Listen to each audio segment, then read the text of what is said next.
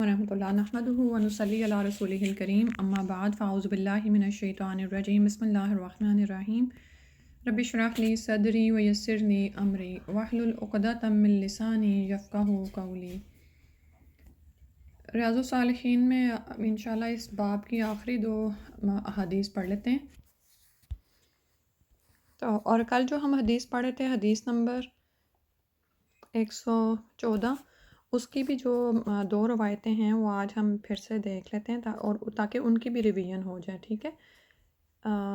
اس میں دیکھتے ہیں، پہلی روایت مسلم کی ہے۔ وفی روایت لمسلم کان رسول اللہ صلی اللہ علیہ وسلم یکثر ان یقول قبل ان یموت سبحانک اللہم وبحمدک استغفرک واتوب الیک۔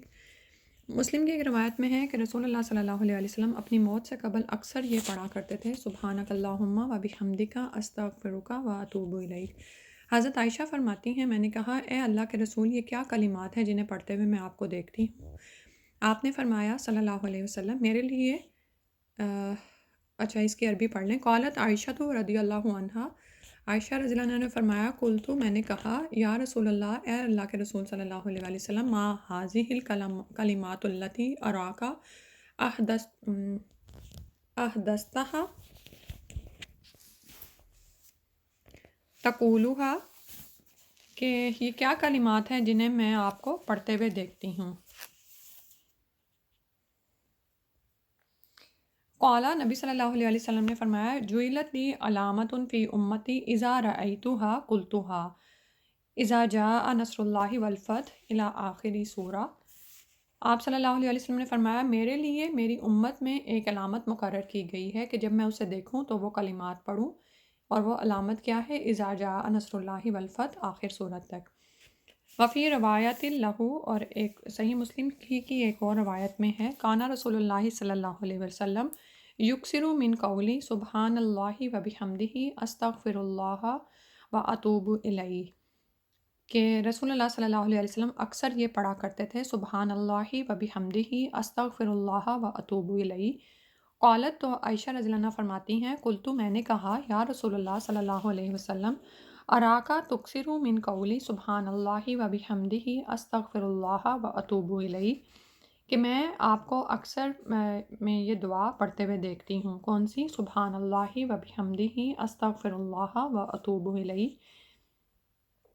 فقالا، تو رسول اللہ صلی اللہ علیہ وسلم نے فرمایا اخبرنی ربی انی سآرا علامت فی امتی فائزہ رأیتها اکثرت من قول سبحان اللہ وبحمدہ استغفر اللہ واتوب الیہ فقد رأیتها اذا جاء نصر اللہ والفتح فتح مکہ تھا۔ تو رسول صلی اللہ علیہ وسلم نے فرمایا مجھے میرے رب نے خبر دی ہے کہ میں اپنی امت میں ایک علامت دیکھوں گا، جب میں وہ دیکھوں تو کثرت سے یہ دعا پڑھوں، سبحان اللہ وبحمدہ استغفر اللہ واتوب الیہ۔ تحقیق وہ علامت میں نے دیکھ لی ہے، اور وہ علامت کیا تھی؟ اذا جاء نصر اللہ والفتح، یعنی فتح مکہ۔ وَرَأَيْتَ النَّاسَ يَدْخُلُونَ فِي دِينِ اللَّهِ أَفْوَاجًا فَسَبِّحْ بِحَمْدِ رَبِّكَ وَاسْتَغْفِرْ إِنَّهُ كَانَ تَوَّابًا۔ اور وہ کیا ہے کہ لوگوں کا فوج در فوج دین اسلام میں داخل ہونا، اس لیے فَسَبِّحْ بِحَمْدِ رَبِّكَ کے مطابق تو میں یعنی اللہ کی کثرت سے تسبیح و تحمید اور استغفار کرتا ہوں۔ تو اس میں جو فوائد و مسائل ہمیں نظر آتے ہیں وہ کیا ہیں کہ رکوع اور سجدے میں سبحان ربی العظیم اور سبحان ربی الاعلیٰ کی بجائے اس کا بھی اہتمام کیا جائے، یعنی وہ بھی، اور پھر یہ بھی ہو سکتا ہے کہ ظاہر ہے وہ دعائیں بچپن سے ہم پڑھتے آ رہے ہیں تو اس کے ساتھ ساتھ اس کو بھی شامل کر لیں، جو کل بھی ہم نے سیکھی تھی کہ سبحانک اللہم ربنا وبحمدک اللہم اغفر لی۔ اور یہ بہت ہی خوبصورت ہے، اور اگر انسان اس کو محسوس کرتے ہوئے پڑھے نا کہ پاک ہے اللہ تو پاک ہے، تجھ میں کوئی خامی نہیں، اے ہمارے رب، اور تیری تو اپنی تعریف کے ساتھ، اور مجھے بخش دے، یعنی میں گناہ گار ہوں، میرے گناہوں کی بخشش فرما دے۔ اور جب یہ نبی صلی اللہ علیہ وسلم کو فرمایا گیا ہے تو ہم تو کتنے ہی گناہ کرتے ہیں، ٹھیک ہے، ہمیں تو ضرور اس کا اہتمام کرنا چاہیے، اور اس کے علاوہ بھی دن میں ذکر اذکار اور تسبیحات کا بہت زیادہ اہتمام کرنا چاہیے۔ زبان کو کثرت سے ذکر سے کا عادی رکھنا چاہیے، اور ایک وہ ہوتا ہے نا کہ ہم گنتی کر کے استغفار یا تسبیح کر رہے ہوتے ہیں، یعنی سبحان اللہ و بحمدہ اور استغفر اللہ کی تسبیح ہاتھ پڑھ رہے ہوتے ہیں، یعنی دن میں 100 دفعہ پڑھ کے، ٹھیک ہے وہ بھی دل کو مطمئن رکھنے کے لیے ضروری ہے کہ ہم نے دن کی ایک تسبیح پڑھ لی، لیکن اس کے ساتھ ساتھ صرف اسی پر اکتفا نہ کریں، بلکہ کام کرنے کے دوران بھی اس بات کو اپنی عادت پر ڈالیں کہ استغفر اللہ اور سبحان اللہ و بحمدہ کی تسبیح پڑھتے ہی رہیں انشاءاللہ۔ پھر اس کے بعد ہے کہ آگے جو اگلی حدیث ہے وہ انشاءاللہ پڑھ لیتے ہیں۔ حدیث نمبر 115 ہے، اس سلسلے کی الرابع حدیث ہے۔ ان انس رضی اللہ عنہ قال ان اللہ عز وجل تابع الوحی علی رسول اللہ صلی اللہ علیہ وسلم قبل وفاتہ حتی توفی اکثر ما کان الوحی متفق علیہ۔ حضرت انس رضی اللہ عنہ سے روایت ہے کہ اللہ تعالیٰ نے رسول اللہ صلی اللہ علیہ وسلم کی وفات سے کچھ عرصہ قبل پے در پے وحی نازل فرمائی، یہاں تک کہ آپ صلی اللہ علیہ وسلم کی وفات کے وقت آپ پر پہلے سے کہیں زیادہ وحی نازل ہوئی۔ بخاری اور مسلم دونوں کی یہ متفق روایت ہے، اور اس کے جو فوائد اور مسائل ہیں اس میں انہوں نے لکھا ہے کہ نبی کریم صلی اللہ علیہ وسلم کی زندگی کے آخری ایام میں نزول وحی کی کثرت اس بات کی علامت تھی کہ اب آپ دنیا سے تشریف لے جانے والے ہیں۔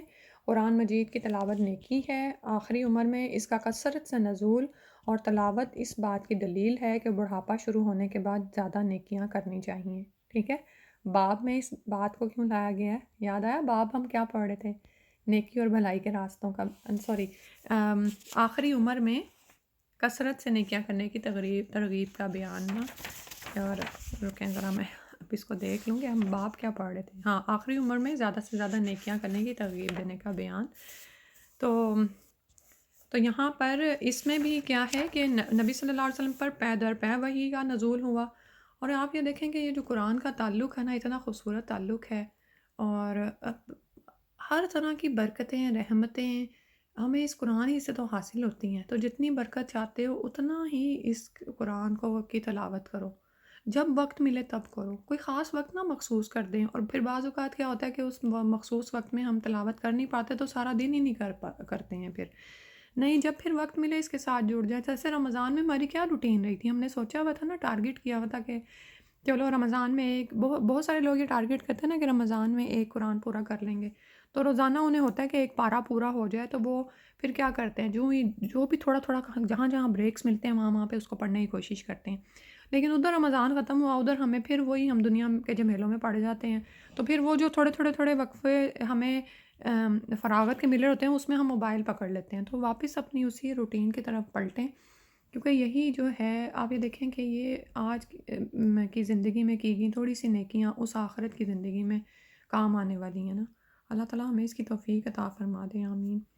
اس کے بعد اگلی جو ہے حدیث نمبر 116، اور اس سلسلے کی الخامس، پانچویں حدیث ہے۔ ان جابر رضی اللہ عنہ قال النبی صلی اللہ علیہ وسلم یبعث کل عبد علی ما مات علیہ، رواہ مسلم۔ حضرت جابر رضی اللہ عنہ سے روایت ہے کہ نبی صلی اللہ علیہ وسلم نے فرمایا، ہر بندے کو قیامت والے دن اسی حالت میں اٹھایا جائے گا جس میں اسے موت آئی ہوگی، مسلم کی روایت ہے۔